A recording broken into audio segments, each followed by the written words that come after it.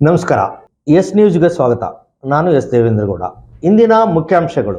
ರೈತರು ಸಂಕಷ್ಟದಲ್ಲಿ, ಶಾಸಕರು ವಿದೇಶದಲ್ಲಿ, ಮಾಜಿ ಸಚಿವ ವೆಂಕಟರಾವ್ ನಾಡಗೌಡ ಆರೋಪ. ಬ್ರಿಡ್ಜ್ ಕಮ್ ಬ್ಯಾರೇಜ್ ಕಾಮಗಾರಿಗೆ ಎಂಎಲ್ಸಿ ಬಸನಗೌಡ ಬಾದರ್ಲಿಯಿಂದ ಶಂಕುಸ್ಥಾಪನೆ. ಭಾರತದ ಸಮಾಜ ಸಮಗ್ರ ಬದಲಾವಣೆಯಾಗದೆ ಜಾತಿ ನಿರ್ಮೂಲನೆ ಅಸಾಧ್ಯ ಎಂ ಗಂಗಾಧರ್. ಮಾರ್ಚ್ 4ರಿಂದ ಜೋಳ ಖರೀದಿ ಕೇಂದ್ರ ಆರಂಭ, ತಹಸೀಲ್ದಾರ್ ಅರುಣ್ ಕುಮಾರ್ ದೇಸಾಯಿ. 33 ಕ್ರಸ್ಟ್ ಗೇಟ್ಗಳನ್ನು ವೇಗವಾಗಿ ಅಳವಡಿಸಲು ಕರ್ನಾಟಕ ಪ್ರಾಂತ ರೈತ ಸಂಘ ಒತ್ತಾಯ.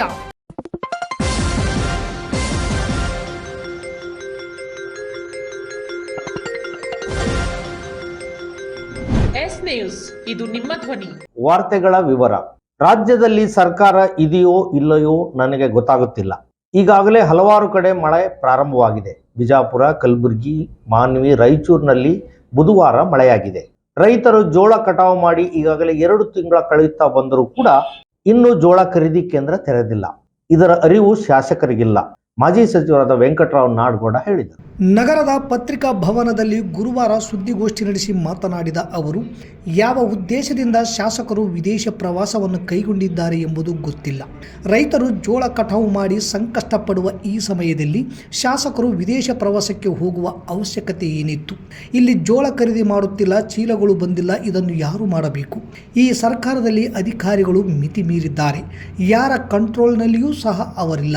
ರೈತರು ಬೀದಿಗಿಳಿದು ಹೋರಾಟ ಮಾಡುವ ಮುನ್ನ ಖರೀದಿ ಕೇಂದ್ರ ಮತ್ತು ಚೀಲಗಳು, ಟ್ರಾನ್ಸ್ಪೋರ್ಟ್ ಇವೆಲ್ಲ ಜೋಳ ಕಟಾವು ಮಾಡಿದ 15 ದಿನದೊಳಗಾಗಿ ಮುಗಿಸಬೇಕಿತ್ತು.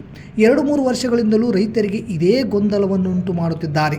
ರೈತರು ಹೆಬ್ಬೆಟ್ಟು ಹಾಕಿದ ಮೇಲೆ ಚೀಲಗಳಿಗೆ ಟೆಂಡರ್ ಕರೆಯುತ್ತೀರಿ, ಚೀಲಗಳು ಆದ ಮೇಲೆ ಲಾರಿ ಟೆಂಡರ್, ಇದಾದ ಮೇಲೆ ಗೋಡಾನ್. ಹೀಗೆ ಇಷ್ಟು ವಿಳಂಬ ಮಾಡಿದರೆ ರೈತರ ಪರಿಸ್ಥಿತಿ ಏನು? ಈಗಾಗಲೇ ಹೊರಗಡೆಗೆ ಬಡ ರೈತರು 50% ಜೋಳವನ್ನು ಮಾರಿಕೊಂಡಿದ್ದಾರೆ. ಜೊತೆಗೆ ನಮ್ಮ ತಾಲೂಕಿಗೆ ಬೇರೆ ತಾಲೂಕು, ಬೇರೆ ಜಿಲ್ಲೆಗಳಿಂದ, ಬೇರೆ ರಾಜ್ಯಗಳಿಂದಲೂ ಸಹ ಜೋಳ ಇಲ್ಲಿಗೆ ಬರುತ್ತವೆ. ಈ ತರಹದಲ್ಲಿ ಅಧಿಕಾರಿಗಳು ಮಾಡಿದರೆ, ಸರ್ಕಾರ ಖರೀದಿ ಕೇಂದ್ರಗಳನ್ನು ಬಂದ್ ಮಾಡಿದರೆ ರೈತರ ಗತಿ ಏನು?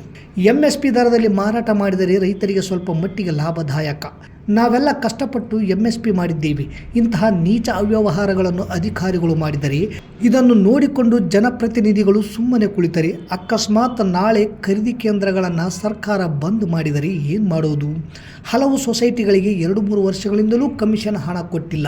ಮಾನ್ವಿ ಸೊಸೈಟಿಯಲ್ಲಿ 1 ಕೋಟಿಗೂ ಹೆಚ್ಚು ಕಮಿಷನ್ ಹಣ ಬರಬೇಕು. ಜವಳಗೆರೆ ಸೊಸೈಟಿಗೆ 20 ಲಕ್ಷಕ್ಕೂ ಹೆಚ್ಚು ಕಮಿಷನ್ ಹಣ ಬರಬೇಕು. ಇನ್ನೂ ಬಂದಿಲ್ಲ. ಇದು 3ನೇ ವರ್ಷ ಪ್ರಾರಂಭ. ಇದೆಲ್ಲ ಆಡಳಿತ ದುರ್ವ್ಯವಸ್ಥೆಯನ್ನು ಎತ್ತಿ ತೋರಿಸುತ್ತದೆ ಎಂದು ಆರೋಪಿಸಿದರು. ಈ ಸಂದರ್ಭದಲ್ಲಿ ಮುಖಂಡರಾದ ಎಂಕೋಬ್ ಕಲ್ಲೂರ್, ಜಿ ಸತ್ಯನಾರಾಯಣ್, ದೇವೇಂದ್ರ ಗೌಡ, ಅಲ್ಲಮಪ್ರಭು ಪೂಜಾರ್, SP ಟೇಲರ್, ದಾಸರಿ ಸತ್ಯನಾರಾಯಣ್, ಸಣ್ಣ ವೀರಭದ್ರಪ್ಪ ಕುರ್ಕುಂದ, ಸೈಯದ್ ಆಸಿಫ್ ಸೇರಿದಂತೆ ಅನೇಕ ಮುಖಂಡರಿದ್ದರು. ತೆಗೆದು ರೈತರೆಲ್ಲ ಎಬ್ಬಟ್ಟು ಹಾಕಿದ ಮೇಲೆ ನೀವು ಚೀಲ ಟೆಂಡರ್ ಕರಿತೀರಿ, ಚೀಲ ತರಿಸ್ಕೊಂಡು ತುಂಬಿದ ಮೇಲೆ ಲಾರಿ ಟೆಂಡರ್ ಕರೆಯಕ್ಕೆ ಹೋಗ್ತೀರಿ, ಆ ಲಾರಿ ಟೆಂಡರ್ ಎಲ್ಲ ಆದಮೇಲೆ ಗೋಡೌನ್ಗಳನ್ನು ಹೋಗ್ತೀರಿ. ಇದು ಏನಿದೆ ವ್ಯವಸ್ಥೆ? ಇಷ್ಟು ಅವ್ಯವಸ್ಥೆ 2 ವರ್ಷದಿಂದ ಆಗೈತೆ. ಮತ್ತೆ ಈ ವರ್ಷನೂ ಅದೇ ಅವ್ಯವಸ್ಥೆ. ಜೋಳ ಕಟಾವಾಗಿ ಒಂದು 15 ದಿನದೊಳಗೆ ಖರೀದಿ ಮಾಡಿದರೆ ರೈತರಿಗೆ ಸಿಗತೈತೆ. ಬಡ ರೈತರು ಈಗಾಗಲೇ ಮಾರ್ಕೊಂಡಿದ್ದಾರೆ ಜೋಳ. ಮೋರ್ ದೆನ್ ನನ್ನ ಮಟ್ಟಿಗೆ 40% 50% ಜನ ಮಾರಿಬಿಟ್ಟಾರೆ. ಈಗ ಅವು ಎಲ್ಲಿ ಬರ್ತವೆ, ಹೆಂಗ್ ಬರ್ತವೆ ನಿಮಗೂ ಗೊತ್ತೈತೆ, ಸರ್ಕಾರಕ್ಕೂ ಗೊತ್ತೈತೆ, ನಮಗೂ ಗೊತ್ತೈತೆ. ಎಲ್ಲೆಲ್ಲಿವೋ ಬರ್ತವೆ. ಇವುಗಳನ್ನ ನನಗೆ ಭಯ ಏನು ಅಂದರೆ, ಈ ಎಲ್ಲ ಅವ್ಯವಸ್ಥೆಯಿಂದ ಯಾರ್ಯಾರು ತರ್ತಾರೆ, ಹಾಕ್ತಾರೆ, ಎಲ್ಲೆಲ್ಲೂ ಬರ್ತಾರೆ. ನಮ್ಮಲ್ಲಿ ದೇವದುರ್ಗದವ್ರದನ್ನು ಇಲ್ಲಿ ಹಾಕಿದ್ದಾರೆ, ಸಿರುವಾರು, ಎಲ್ಲೆಲ್ಲಿಂದೂ ಬರ್ತಾವ. ಇವೆಲ್ಲ ಎಲ್ಲಿಂದ ಬರ್ತಾವ ಏನು ಪ್ರಶ್ನೆ ನನ್ನ ಮುಂದಿರೋದು. ಈ ತರ ಮಾಡಿದ್ರೆ ನಾಳೆ ಸರ್ಕಾರ ಇದನ್ನ ಒಂದೇ ಮಾಡುತ್ತೆ ಅಂತಂದ್ರೆ ರೈತರ ಗತಿ ಏನು?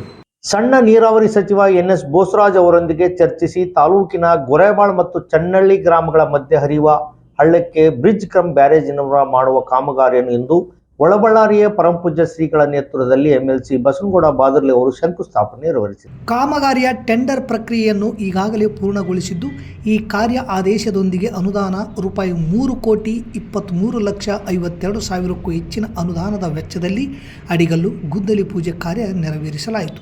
ಈ ವೇಳೆ ಗೊರೆಬಾಳ್ ಗ್ರಾಮದ ಮುಖಂಡರಾದ ದೊಡ್ಡ ಭೀಮನಗೌಡ, ಸಣ್ಣ ಭೀಮನಗೌಡ, ಎಂ ರಂಗನಗೌಡ, ವೆಂಕಟೇಶ್ ರಾಗಲ್ಪರ್ವಿ, ಹೊನ್ನನಗೌಡ ಬೆಳಗುರ್ಕಿ, ಅಮರೇಶ್ ಗೌಡ, ಸಿದ್ದನಗೌಡ ನೆಟಕಲ್, ಹನುಮಂತಪ್ಪ, ಷಣ್ಮುಖಗೌಡ, ಶರಣೇಗೌಡ ಹಾಗೂ ಸಿದ್ದಲಿಂಗೇಶ್, ಮಹೇಶ್ ಸೇರಿದಂತೆ ಗ್ರಾಮಸ್ಥರು ಇದ್ದರು. ಫೆಬ್ರವರಿ 28ರಂದು ನಗರದ ಶಾದಿ ಮಹಲ್ನಲ್ಲಿ ಸಿಪಿಐ-ಎಂಎಲ್ ರೆಡ್ ಸ್ಟಾರ್ ಪಕ್ಷದ ವತಿಯಿಂದ ವಿಚಾರ ಸಂಕಿರಣ ಏರ್ಪಡಿಸಲಾಗಿದೆ. ವಿಚಾರ ಸಂಕಿರಣದಲ್ಲಿ ಭಾರತದ ಸ್ವಾತಂತ್ರ್ಯ ಚಳವಳಿಯಲ್ಲಿ ಕಮ್ಯುನಿಸ್ಟರ ಪಾತ್ರ ಹಾಗೂ ಜಾತಿ ನಿರ್ಮೂಲನೆಗಾಗಿ ಮಾರ್ಕ್ಸ್ವಾದಿ ಹಾಗೂ ಅಂಬೇಡ್ಕರ್ ವಾದಿಗಳ ಐಕ್ಯತೆಯ ಸವಾಲುಗಳು ಎಂಬ 2 ಮಹತ್ವದ ರಾಷ್ಟ್ರೀಯ ವಿಷಯಗಳ ಮೇಲೆ ವಿಷಯ ಮಂಡನೆ ಹಾಗೂ ಚರ್ಚೆ ನಡೆಯಲಿದೆ ಎಂದು ರಾಜ್ಯ ಸಮಿತಿ ಸದಸ್ಯರಾದ ಎಂ ಗಂಗಾಧರ್ ಹೇಳಿದರು. ನಗರದ ಪತ್ರಿಕಾ ಭವನದಲ್ಲಿ ಗುರುವಾರ ಸುದ್ದಿಗೋಷ್ಠಿ ನಡೆಸಿ ಮಾತನಾಡಿದ ಅವರು, ವಿಷಯ ಮಂಡನೆಗಾಗಿ ಕಮ್ಯುನಿಸ್ಟ್ ಪಕ್ಷದ ಪಾಲಿಟಿ ಬ್ಯೂರೋ ಸದಸ್ಯರಾದ ಆರ್ ಮಾನಸಯ್ಯ, ಪಕ್ಷದ ರಾಜ್ಯ ಕಾರ್ಯದರ್ಶಿ ಕಾಮ್ರೇಡ್ ಬಿ ರುದ್ರಯ್ಯ ಭಾಗವಹಿಸಲಿದ್ದಾರೆ ಹಾಗೂ ಉಪನ್ಯಾಸಕರು, ಪ್ರಗತಿಪರ ಚಿಂತಕರು ನಾರಾಯಣ್ ಬೆಳಗುರ್ಕಿ, ಸಾಮಾಜಿಕ ಹೋರಾಟಗಾರ ಹಾಗೂ ಸಾಂಸ್ಕೃತಿಕ ಚಿಂತಕ ಎಚ್.ಎನ್. ಬಡಿಗೇರ್ ಸಂವಾದಕರಾಗಿ ಮಾತನಾಡಲಿದ್ದಾರೆ. ಪಕ್ಷದ ಜಿಲ್ಲಾ ಕಾರ್ಯದರ್ಶಿ ಎಂ.ಡಿ. ಅಮೀರ್ ಅಲಿ ಅಧ್ಯಕ್ಷತೆ ವಹಿಸಲಿದ್ದಾರೆ. ಭಾರತದ ಸ್ವಾತಂತ್ರ್ಯ ಚಳುವಳಿಯಲ್ಲಿ ರೈತರು, ಕಾರ್ಮಿಕರು, ಆದಿವಾಸಿಗಳನ್ನು ಸಂಘಟಿಸಿ ಬಹುದೊಡ್ಡ ಬಲಿದಾನ ಮಾಡಿದ ಕಮ್ಯುನಿಸ್ಟರ ಪಾತ್ರವನ್ನು ಇಂದು ಬಲಪಂಥೀಯ ಉಗ್ರವಾದಿ ಚಿಂತಕರು ಹಾಗೂ ಪ್ರಚಾರಕರು ಯೋಜನಾಬದ್ಧವಾಗಿ ಗೌಣಗೊಳಿಸುತ್ತಿದ್ದಾರೆ. ಅಲ್ಲದೆ ಸ್ವಾತಂತ್ರ್ಯ ಚಳುವಳಿಯಲ್ಲಿ ಕಮ್ಯುನಿಸ್ಟರು ಎಂತಹ ಸ್ವಾತಂತ್ರ್ಯಕ್ಕಾಗಿ ಹೋರಾಡಿದರೆಂಬ ಸತ್ಯಾಂಶವು ಹೊಸ ತಲೆಮಾರಿನ ಜನಗಳಿಗೆ ಅಪರಿಚಿತವಾಗಿದೆ. ಭಾರತ ಸಮಾಜದ ಸಮಗ್ರ ಬದಲಾವಣೆ ಚಳುವಳಿಯು ಜಾತಿ ನಿರ್ಮೂಲನೆಯಾಗದೆ ಅಸಾಧ್ಯ ಎಂಬ ಪರಮ ಸತ್ಯವನ್ನು ನಾವೆಲ್ಲರೂ ಕೂಡ ಮನಗಾಣಬೇಕಾಗಿದೆ. ಇಲ್ಲಿನ ಜಾತಿ ವ್ಯವಸ್ಥೆ ವರ್ಗ ಶೋಷಣೆಯ ಅವಿಭಾಜ್ಯ ಅಂಗವಾಗಿದೆ. ವರ್ಗ ಹಾಗೂ ಜಾತಿಯನ್ನು ಯಾಂತ್ರಿಕವಾಗಿ ಪ್ರತ್ಯೇಕಿಸುವ ತಪ್ಪಾದ ಧೋರಣೆಯನ್ನು ಕಮ್ಯುನಿಸ್ಟ್ ಚಳುವಳಿಯಲ್ಲಿ ಅನುಸರಿಸಲಾಗಿದೆ. ಇದನ್ನು ತಿದ್ದಿಕೊಳ್ಳದೆ ಜಾತಿ ಹಾಗೂ ವರ್ಗ ಒಂದರಿಂದ ಮತ್ತೊಂದು ಪ್ರತ್ಯೇಕಗೊಳ್ಳದ ಜಂಟಿ ಸವಾಲ್ ಎಂದು ಕಮ್ಯುನಿಸ್ಟ್ ಪಕ್ಷಗಳು ಪುನರ್ ಮನನ ಮಾಡಿಕೊಳ್ಳಬೇಕಾಗಿದೆ. ಇದಕ್ಕಾಗಿ ಮಾರ್ಕ್ಸ್ವಾದಿಗಳು ಹಾಗೂ ಅಂಬೇಡ್ಕರ್ ವಾದಿಗಳೊಂದಿಗೆ ಐಕ್ಯ ಹೋರಾಟ ಕಟ್ಟಲು ಅಡ್ಡ ಬರುವ ಸಮಸ್ಯೆಗಳ ಪರಿಹಾರಕ್ಕೆ ಮುಂದಾಗಬೇಕಾಗಿದೆ. ಇಂತಹದ್ದೊಂದು ಮಹತ್ವದ ಉದ್ದೇಶದಿಂದ ಈ ವಿಚಾರ ಸಂಕಿರಣವನ್ನು ಏರ್ಪಡಿಸಲಾಗಿದೆ. ಹಾಗಾಗಿ ಎಲ್ಲ ಪ್ರಗತಿಪರ ಸ್ನೇಹಿತರು, ಅದರಲ್ಲೂ ವಿವಿಧ ಕಮ್ಯುನಿಸ್ಟ್ ಪಕ್ಷಗಳ, ವಿವಿಧ ದಲಿತ ಸಂಘಟನೆಗಳ ಚಿಂತಕರು, ಮುಂದಾಳುಗಳು ಹೆಚ್ಚಿನ ಸಂಖ್ಯೆಯಲ್ಲಿ ಭಾಗವಹಿಸಿ ಈ ವಿಚಾರ ಸಂಕಿರಣವನ್ನು ಯಶಸ್ವಿಗೊಳಿಸಬೇಕೆಂದು ಮನವಿ ಮಾಡಿಕೊಂಡರು. ಈ ವೇಳೆ ಸಿಪಿಐ-ಎಂಎಲ್ ರೆಡ್ ಸ್ಟಾರ್ ಪಾರ್ಟಿ ಜಿಲ್ಲಾ ಸಮಿತಿ ಸದಸ್ಯರಾದ ಆದೇಶ್ ಹಿರೇನಗನೂರ್, ಯಲ್ಲಪ್ಪ ಉಟ್ಕನೂರು, ಎಚ್.ಆರ್. ಹೊಸಮನಿ, ತಾಲೂಕು ಸಮಿತಿ ಸದಸ್ಯ ಮುದಿಯಪ್ಪ, ಎಚ್.ಎನ್. ಕ್ಯಾಂಪ್ ಸೇರಿದಂತೆ ಇತರರು ಇದ್ದರು. ಅಂಬೇಡ್ಕರ್ ಮತ್ತು ಮಾರ್ಕ್ಸ್ ಕಣ್ಣೋಟದಲ್ಲಿ ಅಥವಾ ಅವರ ವಿಚಾರಧಾರೆಯಲ್ಲಿ ಜಾತಿ ಮತ್ತು ವರ್ಗ ಎರಡೂ ಈ ದೇಶದ ಮೇನ್ ಶತ್ರುಗಳು ಅಂತ ಗುರುತಿಸುವ ಕಾಲ ಇದಾಗಿರೋದ್ರಿಂದ 2ನೇ ಟಾಪಿಕ್ ಬಹಳ ಮಹತ್ವದ ಟಾಪಿಕ್. ಜಾತಿ ನಿರ್ಮೂಲನೆ ವಿಷಯದಲ್ಲಿ ಅಂಬೇಡ್ಕರ್ವಾದಿ ಮತ್ತು ಮಾರ್ಕ್ಸ್ವಾದಿಗಳ ಐಕ್ಯತೆ ಸವಾಲು ಈಗ ಬಿಡಿಯಾಗಿ ಹೋಗ್ತದೆ. ಒಂದು ಕಡೆ DSS ದಲಿತ ಯೂನಿಯನ್ಗಳು ದಮನಿತ ಚಳವಳಿ ಒಂದು ಕಡೆ ನಡೆದರೆ, ಒಂದು ಕಡೆ ಮಾರ್ಕ್ಸ್ವಾದಿಗಳ ಚಳವಳಿ, ಕಮ್ಯುನಿಸ್ಟ್ ಪಾರ್ಟಿ ಚಳವಳಿ ಒಂದು ಕಡೆ ಇರ್ತವೆ. ಈ ಜಾತಿ ಮತ್ತು ವರ್ಗ ಮಾಡ್ತಾ ಇದ್ದಾರೆ. ಹಾಗಾಗಿ ಎರಡು ಪ್ರಮುಖ ಟಾಪಿಕ್ ವಿಷಯಗಳನ್ನು ಈ ವಿಚಾರ ಸಂಕಿರಣದಲ್ಲಿ ನಾವು ಸ್ವಾತಂತ್ರ್ಯ ಚಳವಳಿ ಕಮ್ಯುನಿಸ್ಟರ ಪಾತ್ರ, ಇವತ್ತು ಜಾತಿ ನಿರ್ಮೂಲನೆ ಅಂಬೇಡ್ಕರ್ ಮತ್ತು ಮಾರ್ಕ್ಸ್ವಾದಿಗಳ ಐಕ್ಯತೆ ಸವಾಲು ಹೇಗೆ ಮುಂದೆ ಈಗ ತಗೊಂಡ್ಬೇಕಾದ್ರೆ ಅದಕ್ಕೆ ಇದನ್ನು ಮತ್ತೆ ಮತ್ತೆ ಮುನ್ನೆಲೆಗೆ ಈ ಒಂದು ಬಲಪಂಥೀಯ ಈ ಒಂದು ಫ್ಯಾಸಿಸ್ಟ್ ಪಾರ್ಟಿಗಳು ಇವತ್ತು ಮುನ್ನೆಲೆಗೆ ತರ್ತೇವೆ ಜಾತಿ ಧರ್ಮನ್ನ. ಅದಕ್ಕೆ ಈ ವರ್ಗ ಮತ್ತು ಜಾತಿ ಒಂದು ಈ ದೇಶಕ್ಕೆ ಭೂತ ಅಂಬೇಡ್ಕರ್ ಬಹಳ ದಿನದ ಹೋರಾಟ ಮಾಡಿದರೆ ಒಂದು ಚಳುವಳಿಗೆ ಭಾಗವಾಗಿ ನಮ್ಮ ಜೊತೆಗೆ ನಿಲ್ತಾರೆ.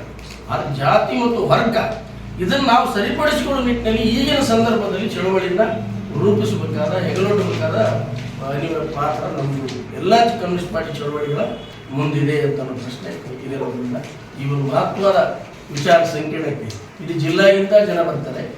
ಮಾನ್ವಿ, ದೇವದುರ್ಗ, ರಾಯಚೂರು, ಲಿಂಗಸೂರು, ಮಸ್ಕಿ ಮತ್ತು ಸಿಂಧನೂರಿಂದ ಇಲ್ಲಿನೂ ಕೂಡ ಎಲ್ಲ ಲೋಕಲ್ ಸಾಯಂಕಾಲ ಆಗಿರೋದ್ರಿಂದ ಈ ಒಂದು ಗೋಷ್ಠಿ, ಈ ಒಂದು ವಿಚಾರ ಸಂಕಿರಣ 4:30-5 ಗಂಟೆಗೆ ಪ್ರಾರಂಭ ಆಗೋದ್ರಿಂದ ಇಲ್ಲಿನ ಎಲ್ಲ ಕಮ್ಯುನಿಸ್ಟ್ ಚಳವಳಿಯ ನೇತಾರರು, ಮುಖಂಡರು, ಕಾರ್ಯಕರ್ತರು, ಎಸ್ಪೆಷಲಿ ಕಾರ್ಯಕರ್ತರು, ಯಾಕಂದ್ರೆ ಹೋರಾಟ ಅಲ್ಲ, ಇದು ಸೆಮಿನಾರ್ ಆಗಿರೋದ್ರಿಂದ ಪ್ರತಿಯೊಬ್ಬರಿಗೂ ಚರ್ಚೆ ಮಾಡಲಿಕ್ಕೆ, ಪ್ರಶ್ನೆ ಮಾಡಲಿಕ್ಕೆ, ವಿಚಾರ ತಿಳ್ಕೊಳ್ಳಿಕ್ಕೆ, ವಿಮರ್ಶೆ ಮಾಡಲಿಕ್ಕೆ ಅಲ್ಲಿ ಅವಕಾಶ ಇರೋದ್ರಿಂದ ಮಾಜಿ ಸಚಿವರಾದ ವೆಂಕಟರಾವ್ ನಾಡಗೌಡ ಅವರು ಇಂದು ಬೆಳಗ್ಗೆ 10 ಗಂಟೆಗೆ ಪ್ರೆಸ್ ಮೀಟ್ ಮಾಡಿ ರೈತರ ಜೋಳ ಕಟಾವು ಮಾಡಿ 2 ತಿಂಗಳು ಕಳೆದರೂ ಕೂಡ ಖರೀದಿ ಕೇಂದ್ರ ತೆಗೆಯುತ್ತಿಲ್ಲವೆಂದು ಸರ್ಕಾರದ ವಿರುದ್ಧ ವಾಗ್ದಾಳಿ ನಡೆಸಿದ್ದರು. ಆದರೆ ಸಂಜೆ 5:30ಕ್ಕೆ ತಹಸೀಲ್ದಾರ್ ಅರುಣ್ ಕುಮಾರ್ ದೇಸಾಯಿ ಅವರು ಮಾರ್ಚ್ 4ರಿಂದ ಸಿಂಧನೂರಿನಲ್ಲಿ ಜೋಳ ಖರೀದಿ ಕೇಂದ್ರ ಆರಂಭ ಮಾಡಲಾಗುವುದೆಂದು ಪತ್ರಿಕಾ ಪ್ರಕಟಣೆ ಹೊರಡಿಸಿದ್ದಾರೆ. ಮಾರ್ಚ್ 4 ಬುಧವಾರದಂದು ಅಧಿಕೃತವಾಗಿ TAPCMS ಆವರಣದಲ್ಲಿ ಬೆಳಗ್ಗೆ 11 ಗಂಟೆಯಿಂದ ಪ್ರಾರಂಭ ಮಾಡಲಾಗುವುದು. ಈ ಖರೀದಿ ಕೇಂದ್ರವನ್ನು ಸರ್ಕಾರದ ಮಾರ್ಗಸೂಚನೆಗಳಂತೆ ಆರಂಭಿಸುತ್ತಿದ್ದು, ರೈತರು ತಮ್ಮ ಜೋಳವನ್ನು ಕನಿಷ್ಠ ಬೆಂಬಲ ಬೆಲೆಯ ಅಡಿಯಲ್ಲಿ ನೇರವಾಗಿ ಮಾರಾಟ ಮಾಡಬಹುದಾಗಿದೆ. ಇದರ ಮೂಲಕ ರೈತರಿಗೆ ನ್ಯಾಯಸಮ್ಮತ ಬೆಲೆ ಹಾಗೂ ಸುಗಮ ಖರೀದಿ ವ್ಯವಸ್ಥೆ ಕಲ್ಪಿಸಲಾಗುತ್ತದೆ ಎಂದಿದ್ದಾರೆ. FAQ ಗುಣಮಟ್ಟದ ಜೋಳವನ್ನು ಮಾತ್ರ ಸ್ವೀಕರಿಸಲಾಗುವುದು. ಫಸಲು ನೋಂದಣಿ ಫ್ರೂಟ್ಸ್ ID ಕಡ್ಡಾಯ ಮಾಡಿದ ರೈತರಿಗೆ FIFO ಅಡಿಯಲ್ಲಿ ಮೊದಲು ನೋಂದಣಿ ಮಾಡಿದ ರೈತರಿಗೆ ಮೊದಲು ಆದ್ಯತೆ. ರೈತರು ಸೂಕ್ಷ್ಮವಾಗಿ ಗಮನಿಸಬೇಕಾದ ಅಂಶಗಳು ಏನೆಂದರೆ, ಜೋಳವನ್ನು ಸ್ವಚ್ಛವಾಗಿ ಮತ್ತು ಒಣಗಿದ ಸ್ಥಿತಿಯಲ್ಲಿ ತರಬೇಕು. ಎಲ್ಲ ರೈತ ಬಂಧುಗಳು ಈ ಸೌಲಭ್ಯವನ್ನು ಸದುಪಯೋಗ ಪಡೆದುಕೊಳ್ಳುವಂತೆ ಅವರು ಮನವಿ ಮಾಡಿದ್ದಾರೆ.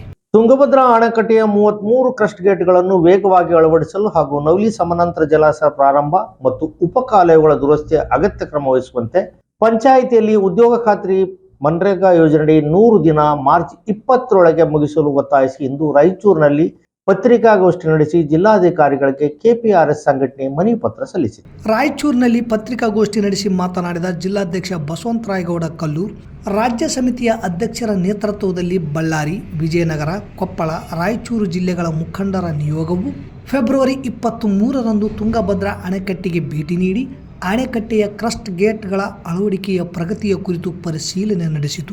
ತುಂಗಭದ್ರಾ ಬೋರ್ಡ್ ಅಧಿಕಾರಿಗಳೊಂದಿಗೆ ಚರ್ಚಿಸಿ ಮಾಹಿತಿಯನ್ನು ಪಡೆಯಲಾಯಿತು.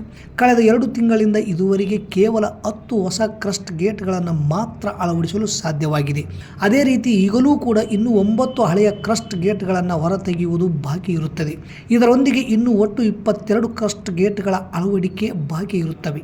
ಅಷ್ಟು ಮಾತ್ರವಲ್ಲ, ಈಗ ಅಳವಡಿಸಲಾದ 10 ಕ್ರಸ್ಟ್ ಗೇಟ್ಗಳಲ್ಲಿಯೂ ಇನ್ನೂ ಕೆಲಸ ಬಾಕಿ ಇದೆ. ಹಾಗೆ ಎಲ್ಲ 33 ಕ್ರಸ್ಟ್ ಗೇಟ್ಗಳಿಗೆ ಹೊಸ ಚೈನನ್ನು ಅಳವಡಿಸಬೇಕಾಗಿದೆ. ಹೊಸ ಚೈನ್ಗಳು ಮಾರ್ಚ್ ತಿಂಗಳ ಕೊನೆಗೆ ಉತ್ಪಾದನೆಗೊಂಡು ಸಿಗಬಹುದೆಂದು ಅಲ್ಲಿನ ಅಧಿಕಾರಿಗಳ ಅಭಿಪ್ರಾಯವಾಗಿದೆ. ಅಲ್ಲಿನ ನಿಧಾನಗತಿಯ ಕೆಲಸ ಮತ್ತು ಬಾಕಿ ಹಣದ ಬಿಡುಗಡೆಯ ವಿಚಾರ ಎಲ್ಲವದರ ಜೊತೆಗೆ ಹವಾಮಾನದಲ್ಲಾಗುತ್ತಿರುವ ಬದಲಾವಣೆಯ ಕಾರಣದಿಂದ ಮುಂಗಾರು ಮಳೆ ಬೇಗನೆ ಸಂಭವಿಸುವುದರೊಳಗೆ ಈ ಕೆಲಸವು ಪೂರ್ಣಗೊಳ್ಳಬಹುದೇ ಎಂಬ ಅನುಮಾನವನ್ನು ಹುಟ್ಟುಹಾಕಿದೆ. ಇನ್ನು ನವಲಿ ಸಮಾನಾಂತರ ಜಲಾಶಯದ ಕುರಿತು ಸರಿಯಾದ ಮತ್ತು ಸ್ಪಷ್ಟವಾದ ಮಾಹಿತಿ ಸರ್ಕಾರ ಹಾಗೂ ಬೋರ್ಡ್ನಿಂದ ಸಿಗುತ್ತಿಲ್ಲ. ಆಂಧ್ರ ಪ್ರದೇಶ ಸರ್ಕಾರದ ನಿಲುವು ನಮ್ಮ ಸರ್ಕಾರದ ಪ್ರಯತ್ನ ಏನೆಂದು ಸ್ಪಷ್ಟಪಡಿಸಿ ರೈತ ಸಂಘಟನೆಗಳೊಂದಿಗೆ ಮಾಹಿತಿ ಹಂಚಿಕೊಳ್ಳುವುದರ ಜೊತೆಗೆ ಜಲಾಶಯ ನಿರ್ಮಾಣಕ್ಕೆ ಸಂಬಂಧಿಸಿ ಸಭೆ ಏರ್ಪಡಿಸಬೇಕು. ಈಗ ಕಾಲುವೆಯಲ್ಲಿ ನೀರಿಲ್ಲ. ಇಂತಹ ಸಂದರ್ಭದಲ್ಲಿ ಉಪಕಾಲುವೆ ದುರಸ್ತಿ ಕೆಲಸವಾಗಬೇಕು.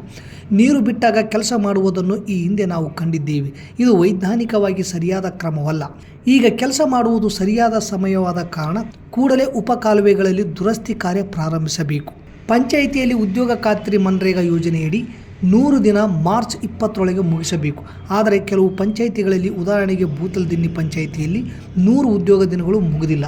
ಈಗಾಗಲೇ ಉದ್ಯೋಗ ಕೊಡಲಿಕ್ಕೆ ಆಗಲ್ಲ ಎಂದು PDO ಮತ್ತು ನರೇಗಾ ADLR ಹೇಳುತ್ತಾ ಕಾಲ ಕಳೆಯುತ್ತಿದ್ದು, ಹಳ್ಳಿಯ ಜನ ವಲಸೆ ಹೋಗುವುದಕ್ಕೆ ಪ್ರೋತ್ಸಾಹ ಮಾಡಿದಂತಾಗುತ್ತದೆ.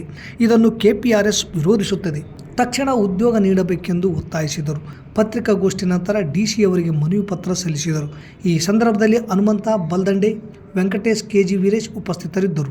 ಡಿ ದೇವರಾಜ ಅರಸು ಹಿಂದುಳಿದ ವರ್ಗಗಳ ಅಭಿವೃದ್ಧಿ ನಿಗಮ ವತಿಯಿಂದ 2024-25ನೇ ಸಾಲಿನ ಸಿಂಧನೂರು ತಾಲೂಕಿನ ವಿವಿಧ ಗ್ರಾಮಗಳ 22 ಫಲಾನುಭವಿಗಳಿಗೆ ಹೊಲಿಗೆ ಯಂತ್ರಗಳ ಯೋಜನೆಯಡಿಯಲ್ಲಿ ಎಂದು ಶಾಸಕರ ಕಾರ್ಯಾಲಯದಲ್ಲಿ ಶಾಸಕ ಹಂಪನಗೌಡ ಬಾದರ್ಲಿ ಅವರ ಅನುದಾನದಲ್ಲಿ ನಗರಾಭಿವೃದ್ಧಿ ಪ್ರಾಧಿಕಾರದ ಅಧ್ಯಕ್ಷರಾದ ಬಾಬುಗೌಡ ಬಾದರ್ಲಿ ವಿತರಣೆ ಮಾಡಿದರು. ಈ ಸಂದರ್ಭದಲ್ಲಿ ಡಿ ದೇವರಾಜ್ ಅರಸು ಅಭಿವೃದ್ಧಿ ನಿಗಮದ ಜಿಲ್ಲಾ ವ್ಯವಸ್ಥಾಪಕ ಮಂಜುನಾಥ್, ತಾಲೂಕು ಅಭಿವೃದ್ಧಿ ಅಧಿಕಾರಿ ಶಿವಕುಮಾರ್, ನಗರಾಭಿವೃದ್ಧಿ ಪ್ರಾಧಿಕಾರ ಸದಸ್ಯ ಕಾಜಿ ಮಲ್ಲಿಕ್ ವಕೀಲರು, ತಾಲೂಕು ಗ್ಯಾರಂಟಿ ಯೋಜನೆಯ ಅಧ್ಯಕ್ಷ ಅನಿಲ್ ಕುಮಾರ್ ವೈ, ಸ್ತ್ರೀ ಶಕ್ತಿ ಮಹಿಳಾ ಒಕ್ಕೂಟದ ಅಧ್ಯಕ್ಷೆ ಶ್ರೀದೇವಿ ಶ್ರೀನಿವಾಸ್, ಗ್ರಾಮೀಣ ಬ್ಲಾಕ್ ಕಾಂಗ್ರೆಸ್ ಅಧ್ಯಕ್ಷ ಲಿಂಗಪ್ಪ ಎಂ, ಮಾಜಿ ಜಿಲ್ಲಾ ಪಂಚಾಯಿತಿ ಸದಸ್ಯ ಶಿವನಗೌಡ ಹಿಲೆಕುಳ್ಳಿಗೆ ಸೇರಿದಂತೆ ಮತ್ತಿತರರು ಉಪಸ್ಥಿತರಿದ್ದರು. ಯಾಕಂದ್ರೆ ನಮ್ಮ ಸರ್ಕಾರ ಮೊದಲು ಎಸ್ಪೆಷಲಿ ಹೆಣ್ಮಕ್ಳ ಸಲುವಾಗಿ ಅಂತೂ ಭಾಳ ಸೌಲಭ್ಯಗಳು ಕೊಟ್ಟಾರ. ಅದನ್ನೆಲ್ಲ ನೀವು ಉಪಯೋಗ ಪಡ್ಕೋಬೇಕು.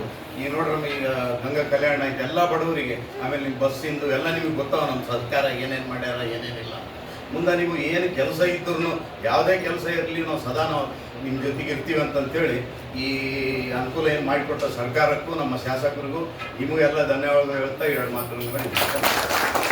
ಮಹಿಳಾ ಮತ್ತು ಮಕ್ಕಳ ಅಭಿವೃದ್ಧಿ ಇಲಾಖೆ, ಶಿಶು ಅಭಿವೃದ್ಧಿ ಯೋಜನಾ ಅಧಿಕಾರಿ ಕಾರ್ಯಾಲಯ ಹಾಗೂ ಅಜೀಂ ಪ್ರೇಮ್ಜಿ ಫೌಂಡೇಶನ್ ಜಿಲ್ಲಾ ಸಂಸ್ಥೆ ಸಹಯೋಗದಲ್ಲಿ ಶಾಲಾ ಪೂರ್ವ ಶಿಕ್ಷಣ ಆಧಾರಿತ ಅಂಗನವಾಡಿ ಶಿಕ್ಷಕರ ಮೇಳವನ್ನು ಸರ್ಕಾರಿ ಹಿರಿಯ ಪ್ರಾಥಮಿಕ ಶಾಲೆ TBP ಕ್ಯಾಂಪಿನಲ್ಲಿ ಆಯೋಜಿಸಲಾಗಿದೆ. ಈ ಮೇಳದ ಮೂಲಕ ಆಯ್ದ ಅಂಗನವಾಡಿ ಶಿಕ್ಷಕಿಯರು ತಮ್ಮ ಕೇಂದ್ರಗಳಲ್ಲಿ ಕೈಗೊಳ್ಳಲಾದ ಚಟುವಟಿಕೆಗಳನ್ನು ಪ್ರಾತ್ಯಕ್ಷಿಕೆ ನೀಡುವ ಮೂಲಕ ಉಳಿದ 5 ಸರ್ಕಲ್ನ ಎಲ್ಲ ಅಂಗನವಾಡಿ ಶಿಕ್ಷಕಿಯರಿಗೆ ಹುರಿದುಂಬಿಸಲು ಮತ್ತು ಕಲಿಕೆಯನ್ನು ಮತ್ತಷ್ಟು ಗಟ್ಟಿಗೊಳಿಸಲು ಹಾಗೂ ನಿರಂತರ ವೃತ್ತಿಪರ ಅಭಿವೃದ್ಧಿಗೆ ಸಹಕಾರ ನೀಡುವುದಕ್ಕಾಗಿ ಅವಕಾಶ ಕಲ್ಪಿಸಿ ಆರಂಭಿಕ ಬಾಲ್ಯ ಶಿಕ್ಷಣದಲ್ಲಿ ಮಕ್ಕಳ ಬೆಳವಣಿಗೆಯ ಕ್ಷೇತ್ರಗಳನ್ನು ಅರ್ಥ ಮಾಡಿಕೊಂಡು ಅವುಗಳ ಪ್ರಕ್ರಿಯೆ ಮತ್ತು ಪ್ರಾಮುಖ್ಯತೆಯನ್ನು ಅರ್ಥ ಮಾಡಿಸಿ ಮಕ್ಕಳ ಕಲಿಕೆಯ ಪೂರಕವಾಗುವಂತಹ ಸರಳವಾದ ಕಲಿಕಾ ಉಪಕರಣಗಳನ್ನು ಬಳಕೆ ಮಾಡುವುದು ಹಾಗೂ ಬಂದಂಥ ಎಲ್ಲ ಅಂಗನವಾಡಿ ಶಿಕ್ಷಕರಿಗೆ ತಮ್ಮ ಕೇಂದ್ರಗಳಲ್ಲಿ ಶಾಲಾ ಪೂರ್ವ ಶಿಕ್ಷಣವನ್ನು ಉತ್ತಮವಾಗಿಸಲು ಚಟುವಟಿಕೆಗಳನ್ನು ಪ್ರಾತ್ಯಕ್ಷಿತವಾಗಿ ಅರ್ಥ ಮಾಡಿಸಲಾಯಿತು. ಈ ಕಾರ್ಯಕ್ರಮದಲ್ಲಿ ಶಿಶು ಅಭಿವೃದ್ಧಿ ಯೋಜನಾಧಿಕಾರಿಗಳು ಲಿಂಗನಗೌಡರು ಮಾತನಾಡಿ, ಅಂಗನವಾಡಿ ಶಿಕ್ಷಕಿಯರು 3 ರಿಂದ 6 ವರ್ಷದ ಒಳಗಿನ ಮಕ್ಕಳಿಗೆ ಅಂಗನವಾಡಿಗಳಲ್ಲಿ ಶಾಲಾ ಪೂರ್ವ ಶಿಕ್ಷಣವನ್ನು ನೀಡಲು ಅಜಿಂ ಪ್ರೇಮ್ಜಿ ಫೌಂಡೇಶನ್ ವತಿಯಿಂದ ತರಬೇತಿಯನ್ನು ನೀಡುತ್ತಿರುವುದು ಶ್ಲಾಘನೀಯ ಹಾಗೂ ಸಿಂಧನೂರು ಯೋಜನೆಯ ಎಲ್ಲ ಅಂಗನವಾಡಿ ಕಾರ್ಯಕರ್ತೆಯರು ಸದರಿ ತರಬೇತಿಯ ಸದುಪಯೋಗವನ್ನು ಪಡೆದು ಮಕ್ಕಳಿಗೆ ಗುಣಾತ್ಮಕ ಶಾಲಾ ಪೂರ್ವ ಶಿಕ್ಷಣವನ್ನು ನೀಡುವಂತೆ ಎಲ್ಲ ಅಂಗನವಾಡಿ ಕಾರ್ಯಕರ್ತೆಯರಿಗೆ ತಿಳಿಸಿದರು. ಸಿಂಧನೂರು ಯೋಜನೆ ಮೇಲ್ವಿಚಾರಕಿಯರಾದಂತಹ ಶ್ರೀದೇವಿ, ಲಲಿತಾ, ಸವಿತಾ, ಸಜ್ಜನ್, ಅನೀಶ್, ಫಾತಿಮಾ ಹಾಗೂ ಅಜಿಂ ಪ್ರೇಮ್ಜಿ ಫೌಂಡೇಶನ್ನ ಜಿಲ್ಲಾ ಸಂಯೋಜಕರು ಆನಂದ್ ಕುಲಕರ್ಣಿ, ಸಂಪನ್ಮೂಲ ವ್ಯಕ್ತಿಗಳಾದ ಭಾರತಿ ತಿವಾರಿ, ಕೃಷ್ಣಗೌಡ, ಅಯ್ಯನಗೌಡ, ಜ್ಯೋತಿ ಹಾಗೂ ರಮೇಶ್, ಅರುಣ್ಕುಮಾರ್, ಅಜಿಂ, ಮೇಘ ಕುಲಕರ್ಣಿ ಭಾಗವಹಿಸಿದ್ದರು. ಇಲ್ಲಿಗೆ ವಾರ್ತಾ ಪ್ರಸಾರ ಮುಕ್ತಾಯವಾಯಿತು. ನಿರಂತರ ಸುದ್ದಿಗಾಗಿ ವೀಕ್ಷಿಸಿ ಎಸ್ ನ್ಯೂಸ್. ಇದು ನಿಮ್ಮ ಧ್ವನಿ. ನಮಸ್ಕಾರ. ಪ್ರಪ್ರಥಮ ಬಾರಿಗೆ 51 ಜೋಡಿ ಸಾಮೂಹಿಕ ವಿವಾಹ ಕಾರ್ಯಕ್ರಮ ಕರ್ನಾಟಕ ರಾಜ್ಯ ಛಲವಾದಿ ಮಹಾಸಭಾ ಸಿಂಧನೂರು ತಾಲೂಕು ಘಟಕದಿಂದ ಹಮ್ಮಿಕೊಳ್ಳಲಾಗಿದೆ.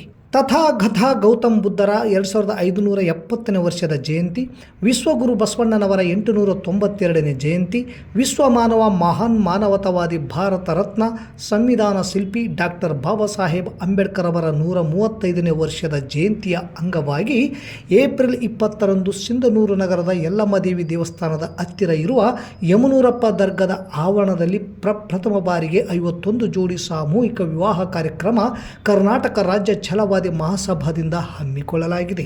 ವರನಿಗೆ 21 ವರ್ಷ, ವಧುವಿಗೆ 19 ವರ್ಷ ಕಡ್ಡಾಯ. ಬಾಲ್ಯ ವಿವಾಹ ಹಾಗೂ ಮರುಮದುವೆಗೆ ಅವಕಾಶವಿಲ್ಲ. ನೋಂದಣಿಗೆ ವಧುವರರ ಹಾಗೂ ತಂದೆ ತಾಯಿಗಳ ಆಧಾರ್ ಕಾರ್ಡ್ ಪ್ರತಿ, SC/ST ಪ್ರಮಾಣ ಪತ್ರ, ಶಾಲಾ ದೃಢೀಕರಣ ಪತ್ರ, ಇತ್ತೀಚಿನ 2 ಭಾವಚಿತ್ರಗಳು, ವೈದ್ಯರಿಂದ ಪಡೆದ ವಯಸ್ಸಿನ ಪ್ರಮಾಣ ಪತ್ರ ಸಲ್ಲಿಸಬೇಕು. ಪರಿಶಿಷ್ಟ ಜಾತಿ ಮತ್ತು ಪರಿಶಿಷ್ಟ ಪಂಗಡ ಜನಾಂಗದ ನವ ವಿವಾಹಿತರಿಗೆ ಸಮಾಜ ಕಲ್ಯಾಣ ಇಲಾಖೆಯಿಂದ ಬರುವ 50,000 ಪ್ರೋತ್ಸಾಹ ಧನವನ್ನು ನಮ್ಮ ತಾಲೂಕು ಸಮಿತಿ ವತಿಯಿಂದ ಒದಗಿಸಿಕೊಡಲಾಗುವುದು. ಎಲ್ಲ ದಾಖಲೆಗಳೊಂದಿಗೆ ಮಾರ್ಚ್ 30ರೊಳಗಾಗಿ ನೋಂದಾಯಿಸಿಕೊಳ್ಳಬೇಕು. ಹೆಚ್ಚಿನ ಮಾಹಿತಿಗಾಗಿ ವೀರೇಶ್ ಅಂಚಿನಾಳ್ಕೆ 8150978739, ಅಂಬಣ್ಣ ಮಲ್ಲಾಪುರ್ 7892044673, ಮಾರ್ಯಪ್ಪ ರಾಮತ್ನಾಳ್ 9972608686, ಕುಬೇರಪ್ಪ ಕೆ ಹೊಸಳ್ಳಿ 9740372141, ಶರಣಪ್ಪ ಸೋಮನಾಳ್ 8105790717 ಇವರನ್ನು ಸಂಪರ್ಕಿಸಬಹುದು.